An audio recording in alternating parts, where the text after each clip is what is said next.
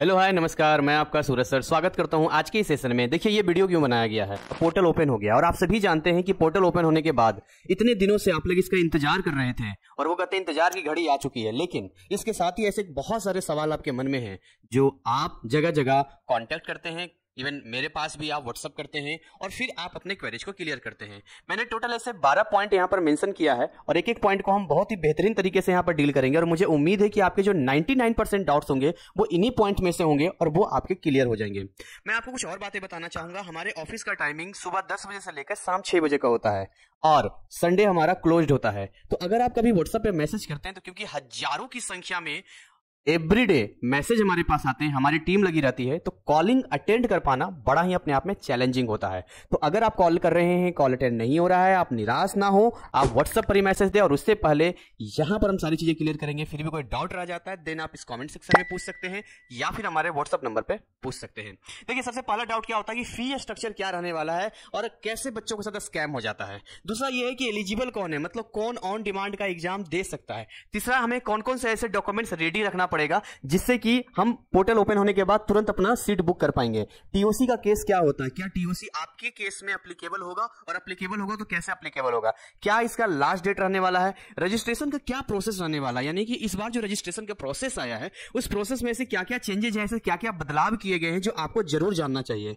And seat rebook, यानी आप पहले से एनआईएस के स्टूडेंट हैं या आप एक बार एग्जाम दे देते हैं, आपको लगता है कि दूसरी बार भी एग्जाम देना है, तो ये सीट रीबुक होता क्या है, या अगर आप सीट रीबुक करना चाहते हैं तो क्या उसका प्रोसेस होगा और उसमें कितने पैसे लगते हैं, इसका सिलेबस क्या रहने वाला है, इसका रिजल्ट कब आएगा और हार्ड कॉपी का जो मतलब रिजल्ट है हार्ड कॉपी का वो हमें कैसे मिलेगा, उसका क्या प्रोसेस होता है, and the last but not least इसकी वैलिडिटी क्या रहने वाली है। तो आइए एक एक पॉइंट को हम फटाफट डील करना चाहेंगे। सबसे पहले हम यहां पर आपको बताना चाहेंगे पॉइंट नंबर 1, फी स्ट्रक्चर क्या रहने वाला है। देखिए अगर यहां पर मैं फी स्ट्रक्चर की बात करूं इसमें कितना पैसा लगेगा तो आप ये मान के चलिए कि 1500 रुपए से लेकर 2000 रुपए यहां पर सब्जेक्ट चार्ज लगता है। मेरी बात ध्यान समझिएगा, एक सब्जेक्ट का आप करवाते हैं तो 1,500 से 2000 रुपए का चार्ज यहां पर आपको लगता है। लेकिन अगर आप नंबर ऑफ सब्जेक्ट्स इंक्रीज कर देते हैं, जैसे ही सब्जेक्ट की संख्या बढ़ जाती है तो यहां पर जो पेमेंट है ना वो और आपका कम हो जाता है। जैसे मान के चलिए अगर आपके पास 3 सब्जेक्ट्स हैं तो 3 सब्जेक्ट आपका लगभग जो है आप ये मान के चलिए 4000 रुपए से लेकर 4500 रुपए में आपका डन हो जाता है। तो ये जो मैं फी स्ट्रक्चर इसलिए बता रहा हूं क्योंकि यहां पर आपको बहुत सारे ऐसे लोग मिलेंगे ऑफलाइन ऑनलाइन जो आपसे ये बोलेंगे कि बहुत ही ऐसा होता है वैसा होता है, इतना पैसा लगता है उतना पैसा लगता है और आपसे 10,000 15,000 बहुत सारे पैसा ले लिया जाएगा। चलिए अब आपको बताना चाहेंगे कि इसमें स्कैम कैसे होता है, क्या खेल होता है स्कैम का। देखिए स्कैम का मेन खेल होता है ईमेल आईडी पे।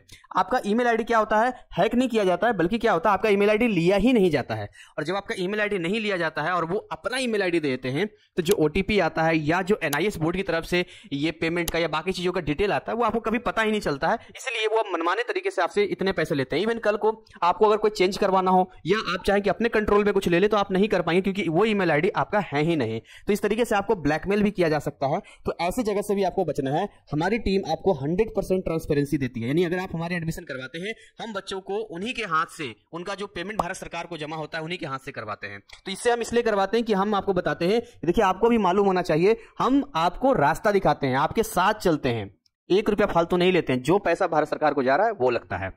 चलिए आगे हम आपको सेकंड पॉइंट पे लेके आना चाहेंगे। हमारा सेकंड पॉइंट यहां पर है हु इज एलिजिबल, कौन यह एग्जाम दे सकता है। तो सबसे पहले तो हमें समझना पड़ेगा कि एलिजिबिलिटी के मामले में अगर हम एलिजिबिलिटी की बात करते हैं कि एलिजिबल है कौन, वो सारे विद्यार्थी जो किसी भी बोर्ड से 12th फेल है किसी वजह से, है ना, किसी वजह से 12th पास नहीं कर पाए, या मान के चलिए वो 12th पास हैं बट वो या तो मार्क्स इंप्रूव करना चाहते हैं, होता है ना, या कोई एडिशनल सब्जेक्ट का एग्जाम देना चाहते हैं, जैसे कोई बायोलॉजी का देना चाहता है या समथिंग, किसी के पास मान लो कि आर्ट्स है तो वो साइंस का देना चाहता है, राइट। तो वो सारे तमाम विद्यार्थी इस तरह के एग्जाम को दे सकते हैं। अब ऐसा होता है कि अगर आप क्लास 10th में हैं तो क्लास 10th वाले भी ऑन डिमांड एग्जाम दे सकते हैं जो स्ट्रीम 3 कहलाता है।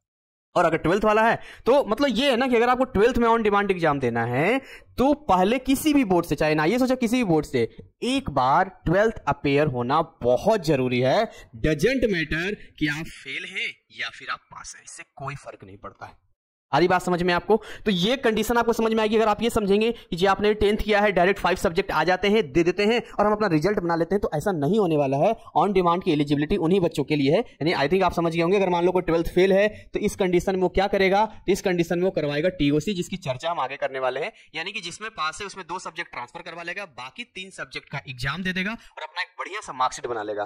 उसी तरीके से अगर कोई 12th पास है, इंप्रूव करना चाहता है, तो वो दोनों ही केस में एडिशनल ये इन दोनों ही केस में क्या कर सकते हैं, ये तीन दोनों ही केस में up to 4 subjects, up to 4 subjects यानी 4 सब्जेक्ट्स तक का यहां पर एग्जाम वो दे सकते हैं, और इन्हीं 4 सब्जेक्ट्स का उनका रिजल्ट आएगा, और इसको हम लोग बोलते हैं यहां पे सर्टिफिकेट। इस वाले केस को हम लोग यहां सर्टिफिकेट बोलते हैं, ठीक है।